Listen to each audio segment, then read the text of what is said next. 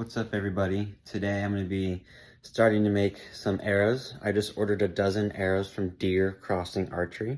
I ordered the Ruptures, not the Rupture Pros. They came in yesterday, and I'm going to do a video showing why I chose the arrows and then how I'm going to build them. So first I'll start with how the arrows came to me, what they came with, and then modifications that I'm going to make. Stay tuned.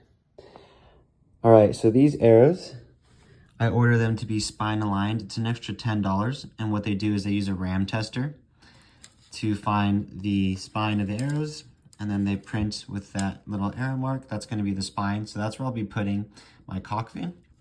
They came with these aluminum inserts. I think they're around 35 grains, and then they came with these nocks. I don't remember the name of them. These are the nocks that I use on other 204 diameter arrows, so that's kind of cool.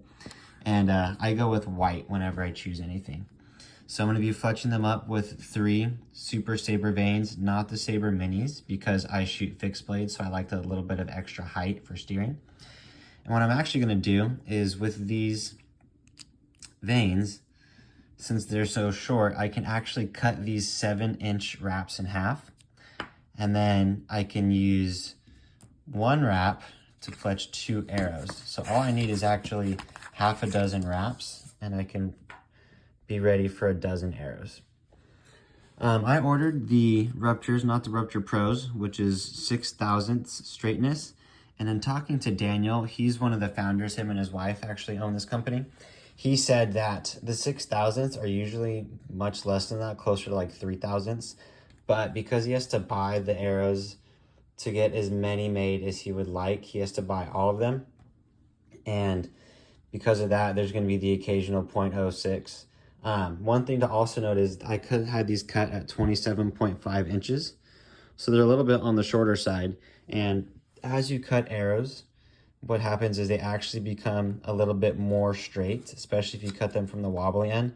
These all look like they were cut from the front, which is no problem. So I imagine these are going to be pretty straight.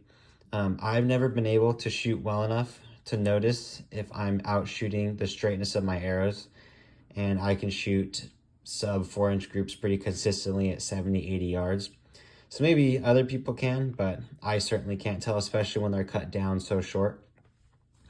So I'll be replacing these aluminum inserts with some titanium inserts from MFJJ Podium Archer. So the ones that came with the arrows are 35 grains, I think. And then these are 50 grains.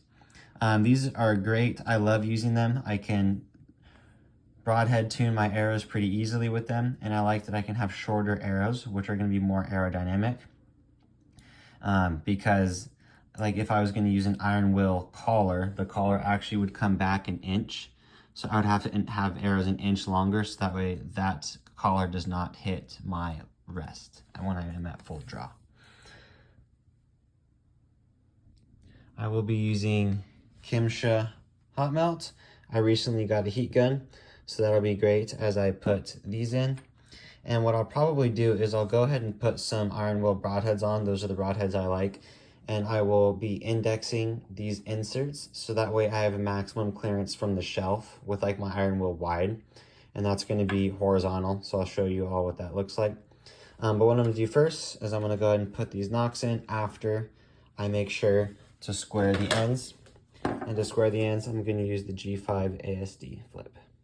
So in order to square the ends of these, if I'm going to be checking them with my G5 ASD flip, what I'm going to do is draw with silver Sharpie just around the edge there, and then I'll make sure to run it across. At DCA, they make custom ordered arrows all the time. I'm sure these are going to be square, but this is just for my own peace of mind. And then afterwards, I'll be spinning these just to verify. So all I'm going to do is with my mark, steel mark around the edge of it. So then I've got my nice silver that I can see. I'm going to place this on my G5 ASD flip, and then I'm just going to do a nice rotation until all the silver is gone. Pretty much gone in just one partial rotation. Again. There we go. Got a clean arrow shaft.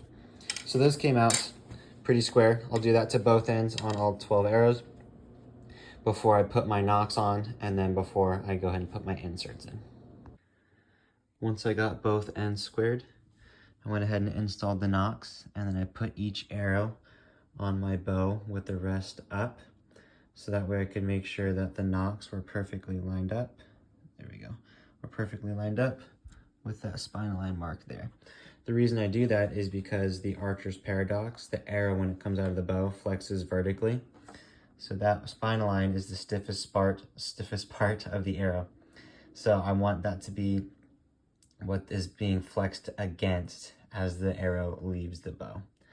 So next what I'll do is I'll go ahead and put these wraps on. First I'm going to cut them in half, and then I'll roll the wraps on, because again, once they're cut in half, it will be plenty long enough for these 2.25 inch Super Sabers by DCA. So that's coming next.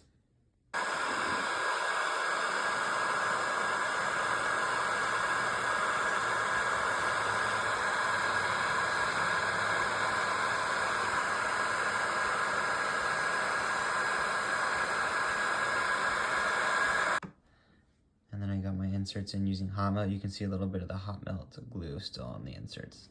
Next up is the wraps. Went ahead and cut these in half. So they're about 3.5 inches each. I'm gonna roll all 12 on and then fletch, and then I'm ready to shoot.